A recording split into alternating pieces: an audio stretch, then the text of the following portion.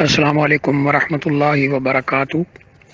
الحمد للہ رب العالمین والعاقبۃ للمتقین والصلاۃ والسلام علی اشرف الانبیاء والمرسلین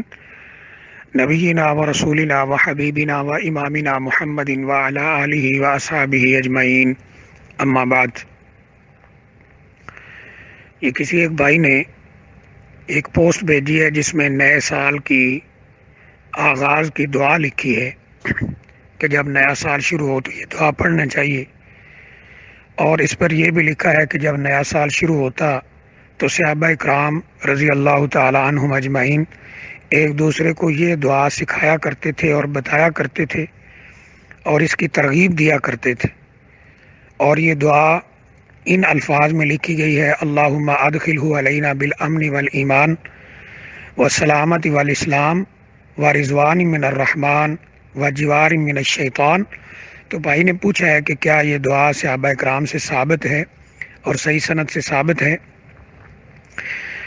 دیکھیے، یہ دعا حدیث شریف کی بعض دور کے مرجوں میں، دور کی جو مرجع ہیں یعنی دور کی کتابیں ہیں ان میں موجود تو ہے، لیکن نبی اکرم صلی اللہ علیہ وآلہ وسلم سے یہ صحیح سند کے ساتھ ثابت نہیں ہے، یعنی نبی اکرم صلی اللہ علیہ وآلہ وسلم سے یہ صحیح سند کے ساتھ ثابت نہیں ہوتی ہے، نہ ہی صحابہ اکرام سے یہ صحیح سند کے ساتھ ثابت ہوتی ہے، کیونکہ یہ روایت عبداللہ بن ہشام سے روایت کی گئی ہے اور طبرانی کے اندر اور دیگر بعض حدیث کی کتابوں کے اندر موجود ہے،